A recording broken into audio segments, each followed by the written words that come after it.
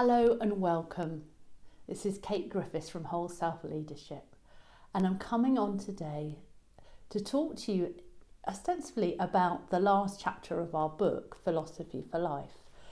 But before we get to that, I want to just tap into the energy, because I don't know about you, but I almost have a love-hate relationship with Christmas. I love the opportunity to come together with family and close friends and to celebrate, or at least a time to reflect, because for me, certainly in the Northern Hemisphere, this time of year is about switching off from the outside world. I stopped writing my newsletters before I even got into December because I just needed some space for myself, and actually I'm feeling I'm needing more and more space as the weeks go on, and that seems to be counterintuitive in terms of the demands of life and what's expected by others. Oh, let's go out and have a last drink, Christmas drink, let's do these things. So if you're feeling that sort of pull, you might even feel a bit of overwhelm.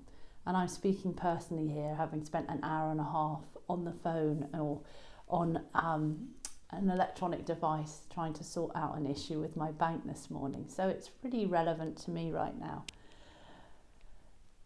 And there's the general piece and the general feeling of how much there is to do before we finish for Christmas. Then I would recommend working with a green spritzer. So I've picked Raphael, this beautiful green spritzer here. And I absolutely love the smell. I'm going to spray it and I hope that you get a sense of it as I do. And it just helps you to get calm and come back into balance and into harmony. And Green Angel is really good too. So if you are feeling a bit overwhelmed, then get yourself one, maybe part of your Christmas present or in a stocking. And I'm sure it will transform how you feel. Just breathe. So that's the first thing. And this is the last chapter of our book, which is kind of exciting. And it's all about Aristotle. And there's so much I loved about this chapter, including the name, because it's called The Art of Flourishing. I'm like, what does it mean to flourish? And that's what's explored. So we start out the chapter with Jules Evans, the writer of the book, having stopped writing, and he decided to do the Camino in northern Spain, walking all the way to Santiago de Compostela. And as he says, very honestly, he started off the walk as a stoic. I think it's all about sorting yourself out in isolation from everybody else. And then when he'd finished the walk, he realised the importance of being in connection with others. So I think for me, the word that keeps coming up at the moment, not just in terms of the book, but in other areas, partly because at the end of January, I will be starting a silver journey. And the word that I associate with the silvers is interdependence. And this is what he seems to be talking about here in the book.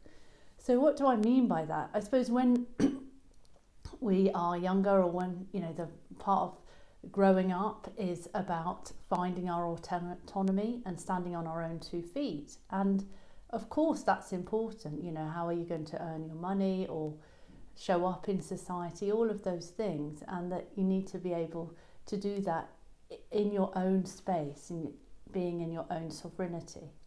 And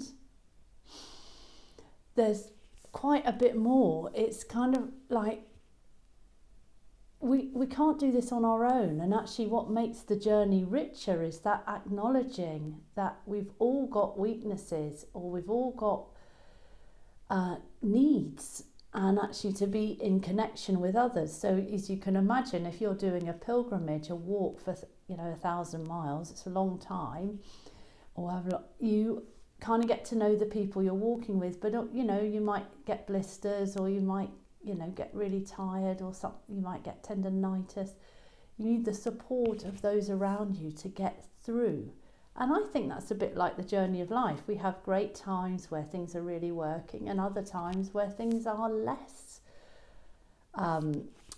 in flow, shall we say. But if we've got good friends, we can have a bit of a laugh about it, or put it into a different perspective.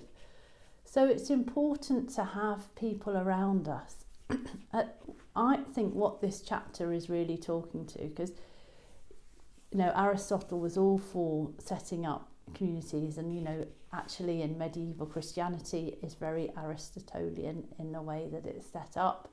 And there was a view, certainly when David Cameron was Prime Minister, so probably a good 10 years ago now, but about putting well-being back on the agenda, and that was also mirrored elsewhere within the EU. So it seemed like that was becoming a big thing. And it was around that time that positive psychology really took off, Martin Seligman's work, and it was being taught to young people and taught to people in the army. And the whole idea was, this is really scientific, we can prove it works objectively. And so people went for it. I mean, is there any real true objectivity? I wonder, at the end of the day. And also, do we want people to all see everything in the same way?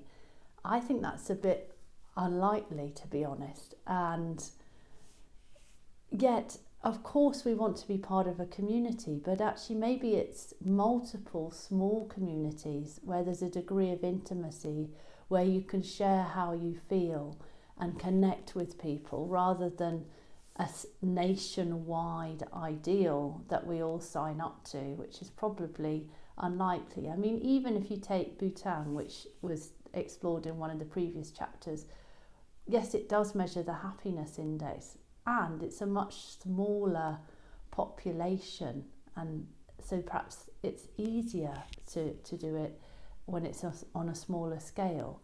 So what I love about this chapter is it goes to many, many different places. So we look at, the rise of postmodernism and relativism post the Second World War, where everything's questioned, and what does it mean, and surely we have the right to determine our own future and how we live our lives and stuff like that. And then to this sort of almost coming to a view where, we're all going to sign up for a particular way of being, or not necessarily individually, but it will be imposed by the state, which does seem a bit dangerous as well, because how can we all necessarily see everything in one particular way?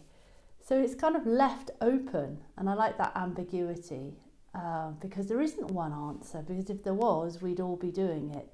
There are multiple ways to look at this, but I think what's important perhaps right now is the increased awareness of the importance of well-being, and how that that agenda comes into the workplace, how we look at resilience, how we support people in work. But it's not just in work, it's in the wider community as well. Because I kind of like the African saying, if you're hurting, then I'm hurting too. And it's like, I think this idea of Ubuntu, that we're all in this together, and we're only as strong as the weakest link. And so it was lovely with this chapter when he went to talk to Jean Vanier, who set up the L'Arche community, which I was aware of many years ago, essentially where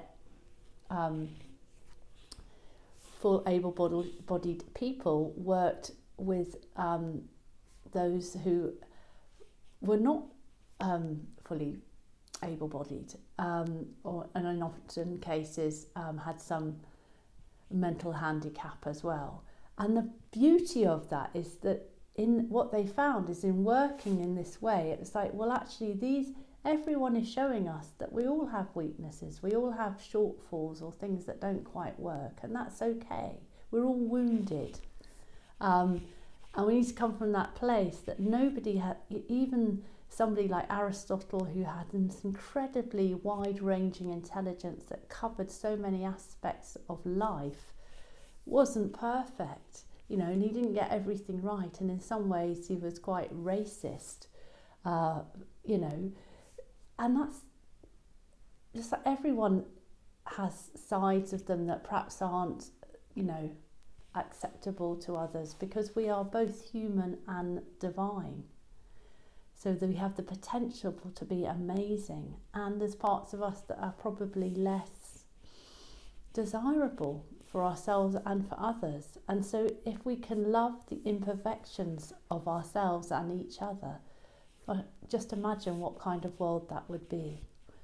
So I really enjoyed the chapter, as you can see, and I hope you did. And if you haven't read it, that maybe you will now. And feel free to leave any comments here or in our Telegram group. Go well. Bye for now.